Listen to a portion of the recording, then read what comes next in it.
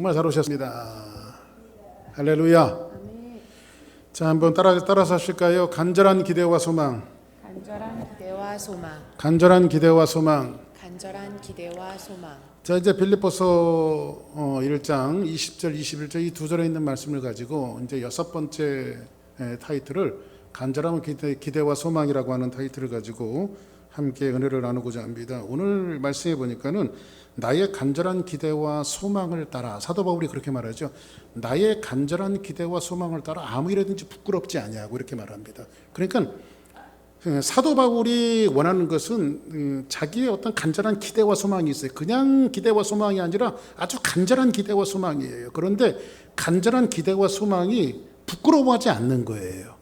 그 말씀을 가지고 오늘 사도 바울이 이야기하고 있는데, 바울은 이제 하나님의 계획하심을 통해서 바울이 지금 어디로 돌아와 있습니까?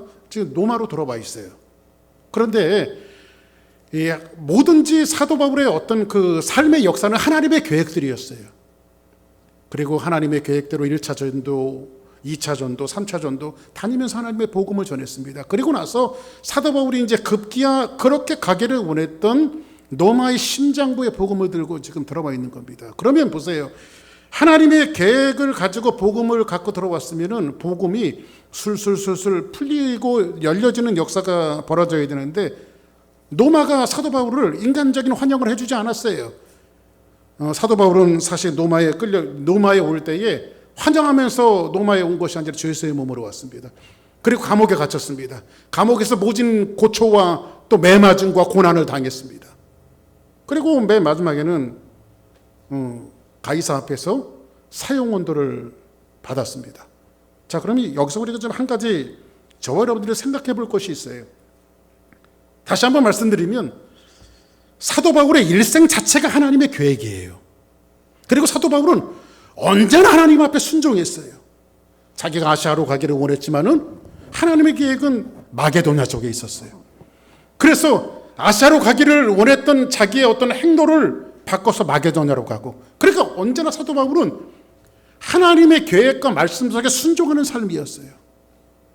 근데 이 순종하는 삶으로 이제 로마까지 들어왔다면 적어도 복음을 가지고, 하나님의 말씀을 가지고, 하나님의 계획이, 그리고 하나님이 시키시는 대로 로마에 왔다면 우리는 일반적인 생각으로 그렇게 돼야 되지 않을까요? 저와 여러분들이 하나님의 계획 가운데 우리들이 있다면, 그리고 어디로 보냄을 받았다면 적어도 하나님께서 술술 열어주시는 형통함이 있어야 될 거라고 생각하지 않나요? 이게 저와 여러분들이 생각하는 일반적인 생각 아닙니까? 그렇죠? 박 목사를 하나님이 보내셨습니다.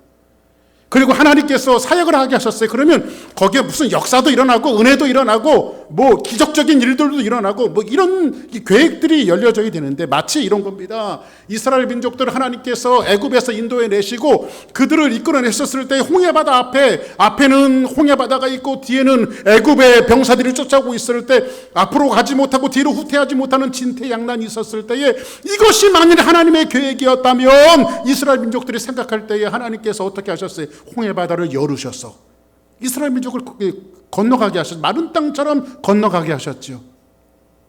그러면 우리에게 이것은 마치 하나님의 역사야. 그리고 나서 이스라엘 민족들이 무사히 홍해바다를 건너가고, 그리고 그들을 따라오던 로마 군병들이 그 홍해바다에서 수장이 되어졌을 때 이스라엘 민족들을 소고를 치고 미리암을 위시로 해서 하나님을 찬양하고 하나님을 경배하고 막 하나님을 높여드렸단 말이에요. 자, 그러면 하나님의 계획이 있다면 우리의 모든 역사와 현장 속에 이런 기적이 있어야 되지 않을까요? 그리고 봐라! 이게 우리 하나님이야! 이렇게 우리가 좀 쾌재를 부르는 일들이 있어야 되지 않을까요? 우리는 일반적으로 우리 그리스도인들이 살아가면서 하나님의 계획 가운데 있고 하나님이 붙들으셔서 일한다라고 말하는데, 어떤 면에서는 우리의 삶의 현장 속에서 때로는 하나님이 인도하셨는데도 고난이 올 수도 있고 시련이 올 수도 있고 역경이 올 수도 있고 굉장히 큰 어려움을 당할 수가 있어요. 지금 사도 바울이 홍해바다처럼 갈라지는 역사가 있었나요? 적어도 하나님의 계획 가운데 죄수의 몸으로 왔다고 할지라도 가이사에게 무죄 이렇게 선포되어진다면, 야, 그거 봐라, 하나님 맞아. 우리가 일반적으로 생각하는 것은 그런 거 아닙니까? 그죠? 그런데 여전히 사도 바울은 죄수의 몸으로 있습니다. 그리고 여전히 사도 바울은 고난을 당하고 있어요. 여전히 사도 바울은 감옥에 갇혀 있어요. 어려움을 당하고 있어요. 이럴 때 우리는 이게 이런 것이 하나님의 계획인가라고 우리는 퀘스천 마크를 던질 때가 있고 때로는 낙심할 때가 있지요. 그런 것들을 가지고요. 우리는 우리 주변에 이렇게 보면 그런 분들이 있습니다. 젊은 때 청춘을 바쳐서 최고 오지였던 저 선교 지역에 가서 거기 모진 감내와 고난을 겪고 선교 사역을 하고 주의 일을 하고 애쓰고 사실은 그 풍토병에 시달리고 수많은 선교사들이 일선에서 정말 힘들고 어려운 사람들이 많이 있어요. 그리고 저도 굉장히 많이 그 선교사님 선후배들이 있습니다. 그런데 가끔 들려오는 소문들은 그런 소문이 들려옵니다. 어떤 선교사님이 어디에 가서 선교를 했는데 갑자기 암이 걸려갖고 다시 한국으로 돌아오는. 그리고 그렇게 세상을 떠나는 분들도 있어요. 아니 만약 하나님이 살아계시다면 그리고 그 사람들이 최고의 전설에서 주의 사역을 했다라고 하면 하나님의 계획이 그들을 아프지도 않게 하시고 적어도 암 같은 거는 걸리지 않게 해주셔야 될 거 아닙니까? 그죠? 뭐 누구라고 말씀드리기는 좀 그렇습니다만 요즘에도 저희 그 지방에 휴스턴 지역에 여기 휴스턴 계시는 목사님은 아닌데 저희 지방에 소속이 돼 있습니다. 근데 멀리서 저 멕시코 국경 되는 데서 오지예요. 그리고 거기서 지금 멕시코 국경을 두고 있는 데서 사역을 하고 계신 분이십니다. 근데 원래 그분이 그 저희 정통 침례교 목사님은 아니셨어요. 장로교 목사님이셨어요. 그런데 자기 어떤 목회 철학이 침례교가 맞다라고 생각해서 저희 지방에 노크를 하고 저는 침례교에 소속돼서 목회를 하고 싶습니다 해갖고 노크를 했습니다. 그래서 제가 이제 그때는 시치위원이었기 때문에 그분 이력서를 받았어요. 이력서를 받고 그래서 그분이 침례교에 가입이 될 수 있는 조건과 모든 것들을 다 심사를 했습니다. 제가. 근데 그분 이력서를 보니까 제가 깜짝 놀랐어요. 근데 이 미국에 와갖고 여러분들 이 PhD를 받는다는 게 이게 보통 힘든 게 아니라 그분 공학 박사예요. 미국의 어떤 그 대학에서 공학 박사로 PhD를 받으셨어요. 굉장히 장래가 촉망이 되어지고 뭐든지 해서 자기 어떤 삶을 화려하게 살 수 있는 그런 여건을 다 가지고 계신 분이십니다. 그런데 어느 날 갑자기 하나님께서 그분에게 찾아오셨고 그분을 콜링하고 그 모든 것들을 다 내려놓고 목회자가 되어졌어요. 그것도 이렇게 뭐 휴스턴처럼 뭐 LA처럼 이렇게 대도시에서 목회하는 것이 아니라 정말 한국 사람도 얼마 있지 않는 그저 그냥 뭐 몇백 명밖에 있지 않는 그 국경 도시에서 척박한 환경 속에서 거기에도 그냥 그 또 뭐 교회가 막 힘든 교회를 맡아서 거기서 사역을 하고 있었어요. 사역을 하고 있는데 그분이 오래전에 이제 암 투병을 했습니다. 그래서 완치 판정을 받았어요. 그리고 나서 이제 한 4년 5년이 흘렀는데 다시 암이 또 왔어요. 그래도 지금 휴스턴에 지금 치료받기 위해서 지금 현재 휴스턴에 와 있습니다. 그래서 목사님들이 많이 도와주려고 굉장히 많은 애를 쓰고 있습니다. 이런 것들을 볼 때에 정말 하나님의 계획 속에 하나님의 은혜 속에 모든 것들이 진행되어진다라고 생각했는데 적어도 이런 질병에 노출되지 않고 그리고 정말 하나님의 은혜 가운데 모든 것들이 하나님의 역사 마치 아까 말씀드린 것처럼 홍해가 갈라지는 역사들이 계속해서 연속해서 올 수 있다면 얼마나 그 익사이딩한 삶을 살까. 비록 힘들고 어려워도 그렇죠. 그런데 정반대의 경우처럼 사도 바울처럼 감옥에 갇히고 사형원도를 받고 또 힘들고 어려운 환경 속에 지금 사도 바울이 지금 빠져 있어요. 어디에서? 노마에 있어요. 결코 사도 바울은 지금 현재 시츄에이션이 결코 좋은 상황이 아닙니다. 굉장히 힘들고 어려운 상황이에요. 그러함에도 불구하고 그 감옥에서 붓을 들고 지금 현재 빌립보 교회를 향해서 이 어렵고 극한 상황 속에서도 그들에게 전하고 싶은 메시지가 있었던 거예요. 그 전하고 싶었던 메시지가 오늘 본문을 통해서 여러분들과 같이 말씀을 우리에게 소개하고 있는데 여기 사도 바울이 이야기하는 것은 마치 그런 하나님을 이야기하고 싶은 것 같아요. 이런 겁니다, 여러분들.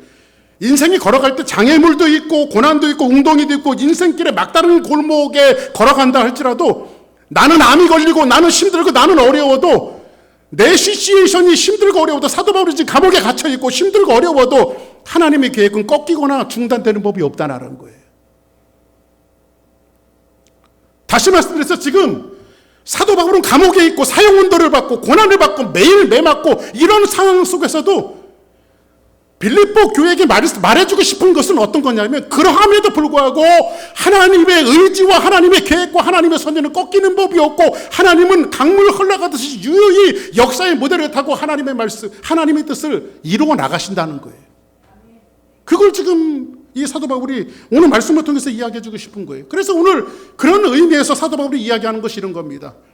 나의 간절한 기대와 소망을 따라 아무 일에든지 부끄러워하지 아니하고, 계속해서 여러분들에게 계속 말씀을 볼 때 나의 간절한 기대와 소망을 따라 사도 바울의 간절한 기대와 소망이 있었어요. 그것이 부끄럽지 않는 거래요. 근데 사도 바울이 부끄러워하다라고 하는 말을 성경에서 굉장히 많이 써요.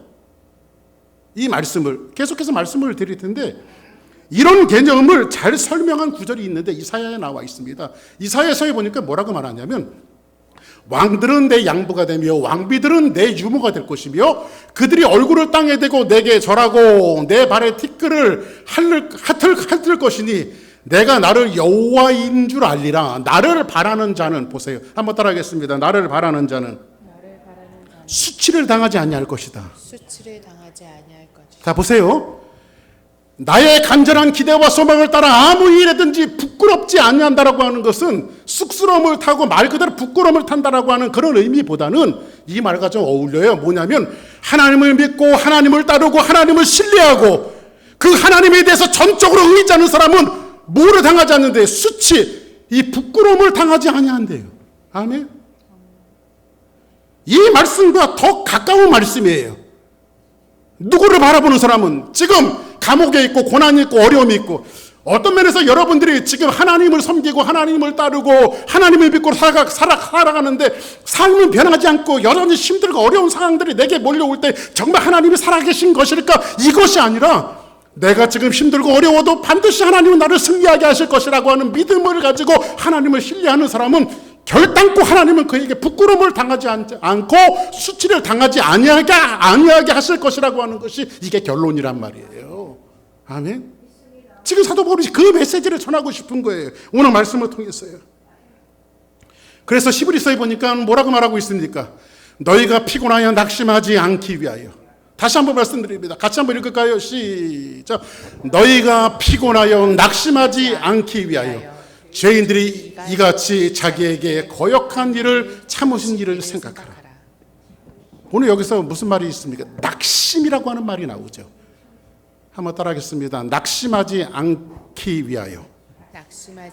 낙심하지 않기 위하여.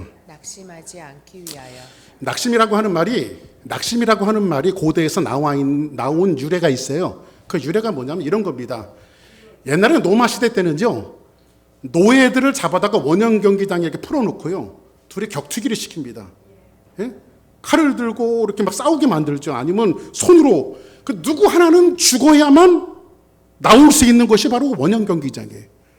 가끔 영화 같은 데서 보면 피투성이가 되고 만신창이가 되어졌음에도 불구하고 이 귀족들은 술을 마시면서 깔깔깔대면서 그걸 보면서 그게 안타깝고, 정말 요즘에도 그 미국 방송들 TV 틀으면 격투기 하는 모습들을 가끔 보여요. 격투기.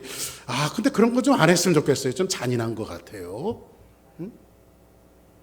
근데 고대에 했던 그 격투기 같은 것들이 약간 그 권투라고 하는 의미에서 조금 비슷한데, 이제 격투기가 손발을 다 쓰잖아요. 근데 권투의 기본이 뭔지 아십니까?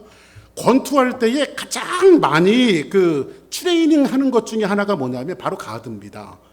이 격투기 같은 것 할 때도 보면 이 손을 이렇게 올리잖아요. 얼굴을 가리잖아요. 이렇게, 그죠? 그리고 요 주먹과 주먹 사이에 이렇게 보면서 이 공격할 것을 찾잖아요. 그죠? 그래서 이게 왜냐면 얼굴을 왜 가릴까요? 여기 이거 한번 맞으면 정신욕 턱이라든지 얼굴 한번 맞으면 그 자리에서 다운되고 기절할 수 있거든요. 그러니까는 손을 이렇게 맞고 하는 거예요. 근데 이 권투에서 이 교육을 시키는 것은 뭐냐면 1회전이 끝나고 2회전이 끝나고 3회전이 끝나면 어떻게 될까요?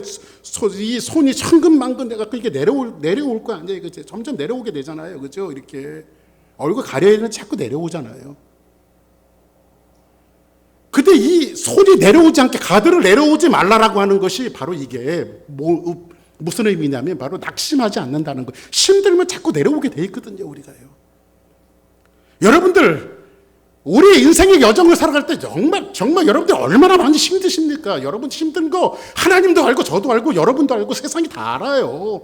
여러분도 일하는 것도 힘들고 공부하는 것도 힘들고 여러분 삶에 내려가는 이 삶을 살아가는 이 내용 자체가 삶 자체가 고난이면 얼마나 힘든 내용들이 많습니까? 근데 이 모든 것들을 하나님도 알고 나도 알고 여러분도 알고 세상이 다 안단 말이에요. 그런데도 불구하고 성경은 뭐라고 말하자면 낙심하지 않게 하기 위하여 이것을 손을 내리지 말라는, 그럼에도 불구하고 아무리 무거워도 이걸 내리지 말라는 거예요. 이걸 내리지 말라는 거예요. 왜냐하면 내리게 되어지면 이 사단이가 그 여지없이 가격해 오는 거예요, 우리에게요. 그래서 빌립보서 1장 20절에 보니까 다시 한번 봅니다. 나의 간절한 기대와 소망을 따라 아무 일에든지 뭐 하지 않냐고, 이거를 이렇게 바꾸면 돼요. 부끄러워하지 않냐고, 이거보다도 아무 일에든지 낙심하지 않냐고. 이렇게 낙심하지 아니하고. 한번 따라 합시다. 낙심하지 아니하고. 낙심하지 아니하고. 결국은 하나님을 끝까지 바라고 하나님을 끝까지 신뢰하며 수치를 당하지 않고 그 사람은 낙심하지 않는다는 거예요. 손을 이렇게 올리고 있다는 거예요. 방어할 수 있다는 거예요. 이거를 사도 바울이 오늘 말씀을 통해서 우리에게 소개해주고 있는 거예요. 옛날 로마 사람들이 전쟁을 할 때는요, 여기 손에다가 이 손목에다가 방패를 갖습니다. 방패를 이렇게 막아요. 이걸 막으면서 이렇게 해서 우위로 막으면서 그리고 칼로 창으로 전쟁을 하게 돼 있어요. 근데 힘들다고 이거 내려오면 어떻게 될까요? 그냥 죽는 거예요. 노출이 되어져 갖고요. 낙심하지 않는다는 것이 바로 그런 의미입니다. 여러분들 자꾸 우리는 힘들고 어려울 때 자꾸 손이 내려오게 돼 있어요.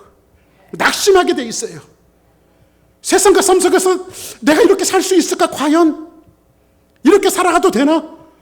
이런 낙심이 우리에게 올 때에 성경은 뭐라고 말합니까? 너희들이 나의 간절한 기대와 소망을 따라 아무 일에든지 부끄러워하지 않냐고, 낙심하지 않냐고, 낙심하지 않냐고. 할렐루야. 낙심하지 않냐면 뭐 한대요? 수치를 당하지 않는데요. 그래서 이사야는 그렇게 우리에게 이야기해주고 있어요. 아멘. 누구를 끝까지 신뢰하라고요? 하나님을 끝까지 신뢰하라고요. 하나님을 끝까지 믿으라고요. 여러분들은 늘 말씀드리죠. 하나님은 절대 여러분들을 실망시키지 않습니다. 결국은 우리의 끝이 믿음으로 말미암아 승리를 끝날 것이라고 하는 것이 복음이 갖는 핵심 아닙니까? 그죠? 오늘 그 아침에도 이제 저희 집사람이 지난주에 이 치과를 갔다 와갖고 여기에 염증이 생겨갖고요. 그냥 아파갖고 이렇게 이제 진통제 먹으려고 새벽에 이렇게 깨어갖고 왔다 갔다 하다 보니까요, 제가 새벽 4시에 깨버렸네요. 막 더 자려고, 오늘 주일이니까 그 컨디션이 되기 위해서 막 몸부림을 치면서 더 자려고, 심경은 좀 맑게 태양은 중천에 제 머릿속에서 뜨고 있었습니다. 그래서 안 돼. 그래서 제가 잠을 이룰 수가 없어. 이럴 때는 기도하는 거구나 해갖고 그냥 내려와서 그냥 하나님 앞에 기도하고 또 얼마 동안 기도하다가 이제 목양실에 들어가서 이제 마침 여기에서 목회 잘하다가 한국으로 아주 한국 큰 교회로 나간 후배 목사님이 실시간 무슨 어떤 기도회를 인도하고 있는 것이 유튜브에 이렇게 뜨는 거예요. 그래서 오늘 아침에는 그 후배 목사님 설교를 듣고 많이 은혜를 받았어요, 제가. 그런데 그래서 이제 생각이 나갖고 한참 동안 문자도 뭐 연락도 못하고 그래갖고 제가 오늘 그 목사님 설교 듣고 은혜 받았습니다. 근데 목사님이 목회 잘하는데 내가 왜 뿌듯한지 모르겠다고 제가 문자를 보냈더니 그 목사님 저보고 항상 형님이라고 그래요. 형님 목사님 잘 계셨습니까? 목사님 늘 응원해 주셔서 고맙다고. 그런 문자가 왔어요. 그런데 그러면서 목양실에 이렇게 앉아 있는데 하나님께서 제 마음속에 그냥 감동을 주신 것이 있었어요. 그게 뭐냐면 이런 거예요. 규석아, 네 하나님, 난 네가 좋다. 그런데 갑자기 가슴이 뭉클한 거예요. 난 네가 좋다. 정말 하나님 진짜 제가 좋으세요? 난 네가 좋아. 그런데 두 번째 하나님께서 내 마음속에 감동을 주시는 것은 이런 거였어요. 너 내가 무슨 일을 시키든지 너 할 수 있니? 이 두 번째 질문이었어요. 하나님께서 제 마음속에 주신 감동이. 내가 어떤 일을 시켜도 너 할 수 있니? 그때 하나님 앞에 제가 네 하나님 어떤 일을 시키든지 제가 할게요. 하나님이 그 어떤 일이든지 제가 하나님 앞에 순종할게요. 그리고 순종할 때 하나님 순종할 수 있는 믿음을 내게 주세요. 제가 그런 기도를 드렸습니다. 근데 그것이 좋은 일이 될 수도 있고 힘들고 어려운 일이 될 수도 있어요. 그러함에도 불구하고 제가 그것을 하나님 앞에 예스 할 수 있었던 것은 뭐냐면 하나님은 우리를 구렁텅이에 몰아놓고 사망에 몰아넣는 것이 아니라 힘들고 어려운 고난 속에 있다 할지라도 하나님이 시키시는 일을 해피엔딩으로 끝날 수 있고 복으로 끝날 수 있고 은혜로 끝날 수 있다라고 하는 것을 제가 믿기 때문이에요. 그걸 알기 때문이에요. 하나님은 나를 힘들게 하지만 아주 나를 힘들게 하셔서 버리시는 분이 아니라 사도 바울을 실패자라고 이야기하는 사람이 누가 있습니까? 사도 바울은 죽음까지도 아름다웠어요. 마지막 죽음까지도 아름다웠어요. 그래서 사도 바울이 여기에서 보니까 뭐라고 말합니까? 나의 간절한 기대와 소망을 따라 내가 낙심하지 않는 것은 내가 그 하나님을 신뢰하기 때문이다. 할렐루야. 그래서 로마서에 보니까 이렇게 말하고 있습니다. 사도 바울이 로마서 1장 16절에 보니까 같이 한번 읽어볼까요? 시작. 내가 복음을 부끄러워하지 아니하노니 이 복음은 모든 믿는 자에게 구원을 주시는 하나님의 능력이 됨이라. 먼저는 유대인에게요 둘째는 헬라인에게로다. 오늘 여기서 뭐라고 말합니까? 내가 뭘 부끄러워하지 않는데요? 하나님의 복음을 부끄러워하지 않는데요. 근데 이 복음은 사도 바울이 복음을 부끄러워하지 않는데 이 복음은 모든 믿는 자에게 구원을 주시는 하나님의 능력이래요. 한번 따라해서 하나님의 능력. 하나님의 능력은 사도 바울이 왜 로마서를 쓸 때 이 능력이라고 하는 표현을 썼는지 아세요? 그 당시에 가장 이 로마가 숭배했던 것은 힘이에요. 힘. 자기네들이 자랑하고 싶은 것이 힘이에요. 로마가 숭상하는 것은 힘이에요. 근데 그 힘을 극대화시켜서 표현할 수 있는 것이 바로 능력이에요. 능력은 어디서 파생됐냐면요. 다이너마이트. 그러니까 여러분들 폭발물들을 메가톤 폭발물들을 펑 하고 시켰을 때 그것이 그 당시에는 가장 큰 힘이에요. 지금은 가장 큰 힘이 뭘까요? 바로 핵 정도 될까요? 핵. 그죠? 핵폭탄 정도 되겠죠. 근데 그 당시에는 다이너마이트가 가장 큰 힘이에요. 근데 그 능력이 다이너마이트에서 파생되어진 듀나미스예요. 듀나미스. 근데 사도 바울이 뭐가 듀나미스래요? 가장 큰 힘이 뭐래요? 너희들은 창과 칼이 너희들은 가장 큰 힘이고 로마의 전체가 가장 큰 힘이라고 생각하지만은 웃기지 말아라. 그거보다 메가톤급 극대화시켜서 맨 마지막 가장 큰 힘이 있는데 그 힘은 뭐냐면 바로 복음이다. 사도 바울이 이렇게 얘기하는 복음이다. 근데 이 복음은 모두 믿는 자에게 구원을 주시는 뭐가 됩니다? 하나님의 능력이 됩니다. 누구에게? 첫째는 유대인에게요, 두 번째는 헬라인에게로다. 할렐루야. 바로 복음이 능력입니다. 복음이 권세예요. 자, 사도 바울이 디모데 후서 1장 12절에 보니까 이로 말미암아 내가 또 이 고난을 받되. 지금 사도 바울이 지금 뭘 받고 있어요? 고난을 받고 있어요. 여러분들이 그냥 일상적으로 생각하는 그 정도 고난이 아니라 죽을 만큼 힘든 고난을 당하고 있어요. 근데 그 고난을 자기가 부끄러워하지 않는데요. 이 부끄럽다라고 하는 표현을 또 쓰죠.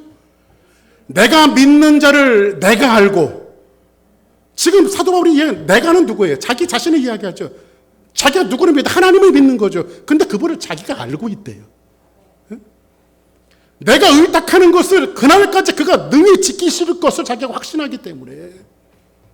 그러니까 사도 바울은요, 죽음까지라도 하나님께서 맨 마지막까지도 하나님이 지키실 것이라고 하는 것을 생각하니까 두렵지 않는 거예요.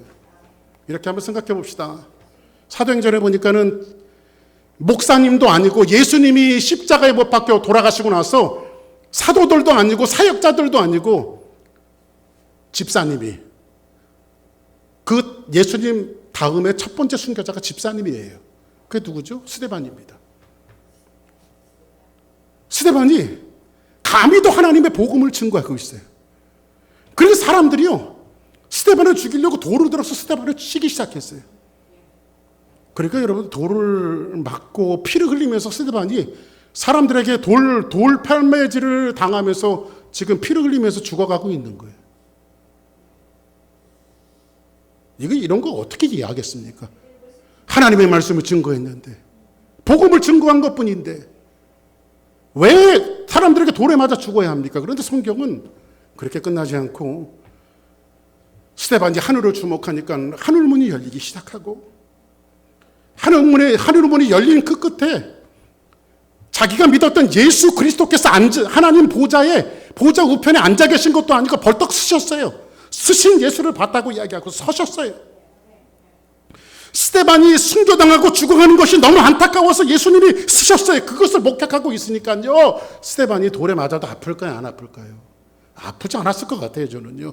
그 천국의 황홀한, 그리고 예수님을 목격한 이 스데반에게는요, 죽음까지도 두려워하지 않았을 것 같아요. 지금 사도 바울이 그 얘기를 하는 거예요. 마지막까지 지키실 줄을 자기가 확신합니다. 할렐루야. 그러면 여러분들, 복음이, 한번 따라합시다. 복음이 능력입니다. 능력입니다. 그럼 도대체 복음이 능력인데, 그러면 우리가 복음 많이 듣잖아요. 그렇죠? 이 복음이 dynamis구나. 가장 심의 절정 마지막이구나. 그러면 복음을 알아야 되잖아요, 우리가. 뭐가 복음인지. 이 힘 나도 갖고 싶어요. 복음 나도 갖고 싶어요. 왜냐하면 힘이니까. 이것이 마지막까지 지키는 근거가 되어지니까. 그래서 사도 바울은 고린도전서 15장 3절에 보니까 이 복음을 이렇게 이야기하고 있어요. 내가 받은 것을, 내가는 누구죠? 사도 바울을 이야기하죠. 받은 것은 뭘까요? 복음이에요. 그렇죠? 사도 바울이 지금 뭘 받았어요? 복음을 받았어요. 그리고 뭐 했어요? 너에게 전하였느니, 이 복음을 너에게 전하였느니, 이는 복음의 정의가 나오네요. 이는 성경대로 그리스도께서 우리 죄를 위하여 뭐 하시고? 죽으시고. 4절 같이 한번 읽어볼까요? 시작. 장사 지낸 바 되셨다가 성경대로 사흘 만에 다사 살아나사. 장사 지난 바 되셨다가 성경대로 사흘 만에 다시 살아나사. 자, 그럼 보세요. 사도 바울은 복음이 능력이래요. 근데 그 복음을 자기가 받았대요. 그리고 그것을 사람들에게 증거했대요. 근데 복음은 뭐라고 말합니까? 복음은 복잡할 것이 없어요. 예수 그리스도께서 십자가에 죽으시고 장사되시고 완전히 무덤 속에 들어가셨다가 죽음을 깨트리고 부활하시고 살아나셨다는 거예요. 이게 복음의 능력이라는 거예요. 그래서 여러분들 책 제목에 그런 제목이 있죠. 당신은 죽어요? 그런데 안 죽어요. 여러분들, 세상에서 가장 무서운 사람이 누굽니까? 여러분들 그거 보셨습니까? 옛날에 터미네이터 보셨습니까? 터미네이터. 막 싸우잖아요. 막 싸워갖고 터미네이터를 완전히 가루를 만들고 부숴버리고 이제 이겼다고 생각하는데 갑자기 이놈이 또 살아나갖고 그냥 또 막 덤비잖아요. 터미네이터 영화 못 보셨어요? 불사조잖아요, 터미네이터가. 그죠? 다 끝났다고 생각하는데 또 살아나와요. 뭐 거기에 비교할 수 없죠. 그리스도인들이 전부 다 죽은 것 같고 이제 마지막이라고 생각할 때 하나님은 어떻게 하십니까? 무덤에서 부활시키시고 살아나게 하신다는 거예요. 이게 바로 복음의 능력이에요. 여러분들, 지금까지 죽음을 극복한 사람이 있었습니까? 아무도 없었어요. 예수님 한 분밖에 없어요. 그런데 예수 그리스도를 믿는 자에게는 죽는 것이 아니라 죽어도 살아난대요. 할렐루야. 이 사람들에게 무서울 것이 있겠어요? 없겠어요? 무서울 거 없죠. 그렇죠? 무서울 거 없죠. 그래서 예수님께서 그 복음의 능력, 그것을 사도 바울이 이렇게 고백하고 있는 거예요. 여러분들, 이 세상은 온통 믿을 수 없는 것 투성입니다. 부도 투성이죠.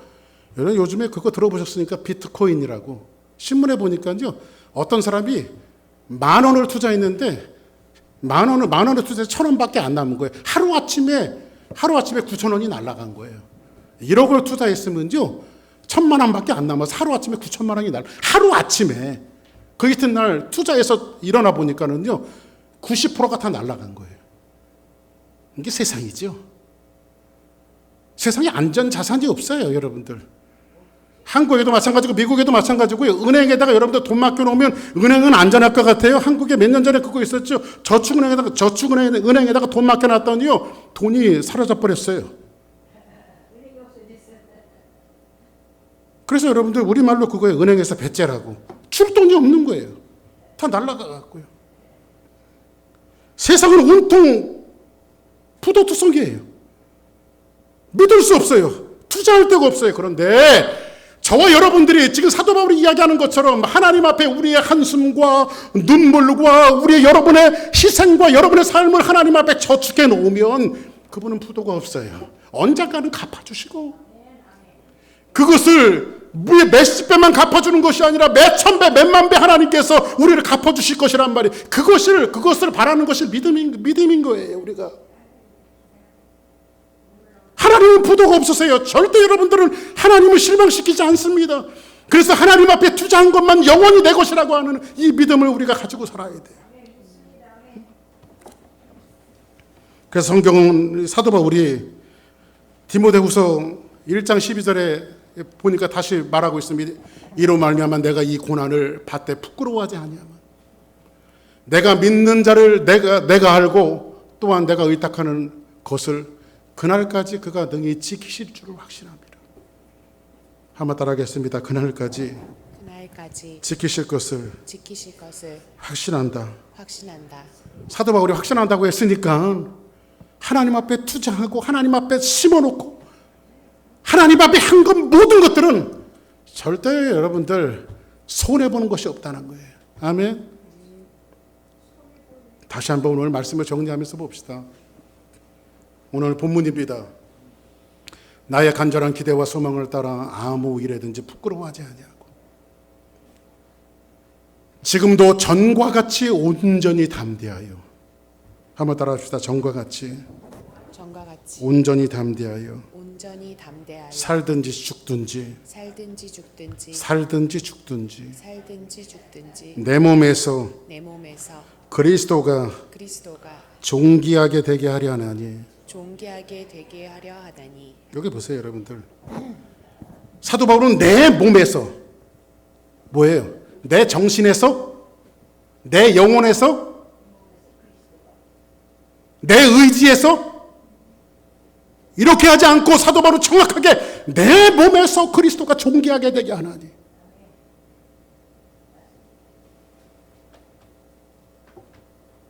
어디서 존귀하게 된대? 내 몸에서 그리스도가 존귀하게 돼. 근데 여기에서 보니까 이 내 몸에서 그리스도가 존귀하게 되게 하라는 이 앞에 붙은 말이 뭐예요? 살든지 죽든지. 여러분들 보세요. 우리가 이분법적 사고를 갖고 있는 분들이 대부분이에요. 이렇게 생각하고 있습니다. 여러분들 회사나 세상에 나가서 여러분들이 하는 일들은 세상 일이고 교회에 와서 여러분들이 봉사하는 것은 하나님의 일이고 이렇게 이분법적 사고를 갖고 있는데 사도 바울은 그렇게 이야기하지 않아요. 여러분들이 살든지 죽든지 여러분의 홀 라이프가 전부 다 하나님의 일이라는 거예요. 그렇죠?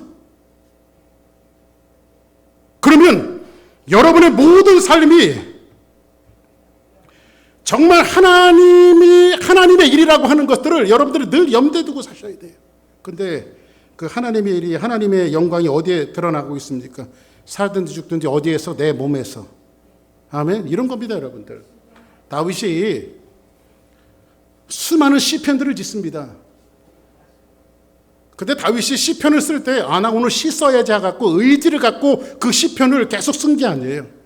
때로는 목동으로 일삼일사 만난 하나님을 삶에서 경험했고 때로는 왕으로서 통치하고 있었을 때 만났던 하나님을 자기의 삶으로 고백했고 때로는 한 성도로서 때로는 하나님 앞에 불역한 죄인으로서 자기의 삶의 내용들을 정제된 언어를 통해서 그때마다 지어낸 것이 바로 시편이에요. 노래로 시로. 그렇죠?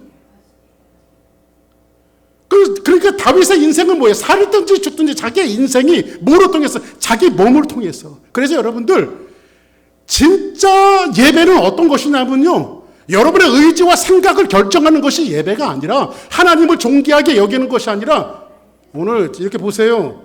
제가 지금 설교하면서 원래 땀을 많이 흘리는 체질이지만 이렇게 땀을 흘리네요. 이렇게요. 이게 예배란 말이에요. 몸을 통해서 드러나는 거. 반드시 하나님의 일은 여러분들이 의지와 생각을 갖고 있다고 하나님께서 존귀함을 받으시는 것이 아니라 여러분의 의지와 생각들이 몸으로 표현될 때 그것이 예배가 되고 그것이 하나님을 존귀하게 된다는 거예요. 이해되십니까? 무슨 말씀인지요?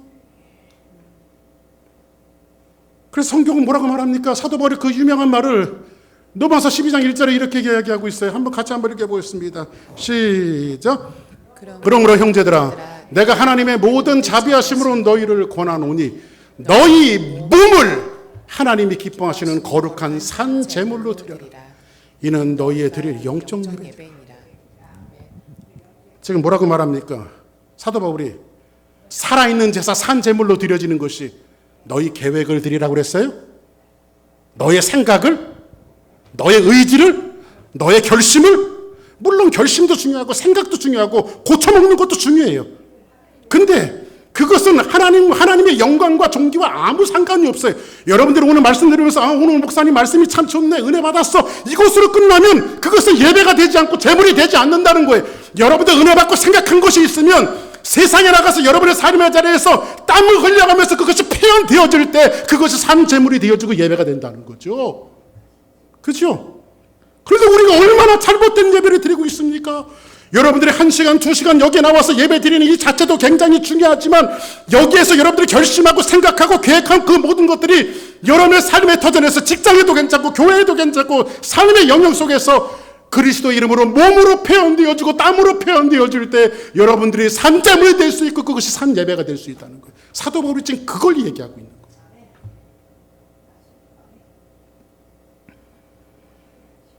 결국은 뭡니까? 너희 몸으로 육화시키라는 거예요. 우리의 정신으로만 생각으로만 머무는 것이 아니라 어떤 계획, 내가 이렇게 계획해야지 계획으로만 머무는 것이 아니라 그래서 우리가 그런 말이 있죠. 어떤 책 제목에 보니까 바보들은 맨날 결심만 한다. 그런 책 제목이 있어요. 바보들은 맨날 결심만 한대요. 좀 죄송합니다. 여러분들 이런 표현을 써갖고 예배 남아서 은혜 받고 말씀을 들으니까 그렇게 해야 될 것 같아요. 그 결심했어요. 근데 여러분들은 그것이 삶의 예배로 삶의 현장에서 땀 흘리며 나타나지 않으면 뭐가 될까요? 다음 주에 또 결심하는 바보가 된다는 거예요. 바보 성도가 된다는 거예요. 그래서 사도 바울은 정확하게 이야기하고 있어요. 너희 몸을, 그죠? 다른 말로 정확하게 얘기하면 너희 육체를 가지고, 그죠? 정확하게 성경은 그렇게 이야기해주고 있어요. 말씀 정리하겠습니다. 여러분들이 몸으로, 여러분의 눈으로, 여러분의 손으로, 여러분의 팔로 땀 흘리면서 표현되어질 때에 하나님은 뭘 받으신다고요? 존귀함을 받으신대요. 그것이 그리스도를 존귀하게 여기는 삶이에요. 사람의 제일 된 목적이 뭡니까요? 하나님을 영원하게 하고 그분을 존귀하게 여기는 겁니다. 여러분은 어떻게 하나님을 존귀하게 여길 수 있을까요? 여러분의 계획과 여러분의 의지와 은혜 받은 것으로? 여러분의 생각으로요? 아니에요. 여러분 몸으로. 그래서 여러분들 교회는 몸으로 일하는 거예요. 오늘 후배 목사님이 이렇게 교회론에 대해서 잠깐 이야기해 줬는데 굉장히 공감 가는 부분이 있었어요. 우리 교회 하면 에클레시아, 죄로부터 분리된 사람들의 모임 하니까 사람들의 모임 이렇게 이야기하니까 별로 중요하게 어떨 때는 근데 사람들의 모임이 교회야 이렇게 생각한다는 거죠. 근데 한 걸음 더 나아가서 뭐라고 말하냐면 예수 그리스도께서 이 땅에서 승천하실 때에 자기의 분신을 이 땅에 두고 가신 것이 있다는 거예요. 자기의 몸으로. 그게 뭐예요? 바로 교회입니다. 그래서 교회는 존귀한 거예요. 여러분들 예수님을 섬기십니까? 예수님을 따르십니까? 교회를 존귀하게 여기고 교회를 따르십시오. 그것이 예수님을 존귀하게 여기는 거예요. 여러분들 교회에서 세상에서 뭘 해야 됩니까? 말로 생각으로만 하는 것이 아니라 여러분의 땀 흘려서 교회에 와서 봉사하고 헌신하고 또 세상에 나가서 전도하고 그럴 때 여러분이 믿는 하나님은 존귀함을 받으신대요. 그것이 산재물이고 살아있는 예배라고 성경은 정확하게 우리에게 가르쳐내고 있어요. 여러분들 지금 어디까지 와 있습니까? 아직 생각에 머물러 있습니까? 아직도 계획하고 계신가요? 아니면 출발하려고 시동만 걸어놓고 발동만 걸어놓고 갈까 말까 망설이고 있습니까? 이제는 그 자리에 머물지 말고 우리 주사랑교회 공동체는 몸으로 자꾸 영혼 이야기하다 보니까 영혼에 대한 것만 믿음으로 표현하는데 사도 바울은 그렇게 이야기하지 않아요. 너희 몸을 들어서 거룩한 산 제사를 드리라고 말합니다. 그래서 여러분들 한번 따라하겠습니다. 머리 쓰지 말고 몸 쓰자. 할렐루야. 교회는 못 쓰는 데예요. 신앙생활은 뭐예요? 머리 쓰는 데가 아니에요. 몸 쓰는 데예요. 박 목사에게요? 아니에요. 성경 말씀이에요. 사도 바울의 얘기예요. 이미 잘하시는 분들 계십니다. 열심히 하시는 분들 계십니다. 저희 교회 식구들은 거의 열심히들 하세요. 그런데 더 그리스도를 존귀하게 여기고 그분에게 나아가는 그런 하나님의 축복자로 오늘도 내일도 또 한 주간도 여러분의 평생에 그 노력들을 쉬지 않는 거룩한 축복의 역사가 있기를 주의 이름으로 간절히 축복합니다. 우리 다 같이 자리에서 일어나시겠습니다.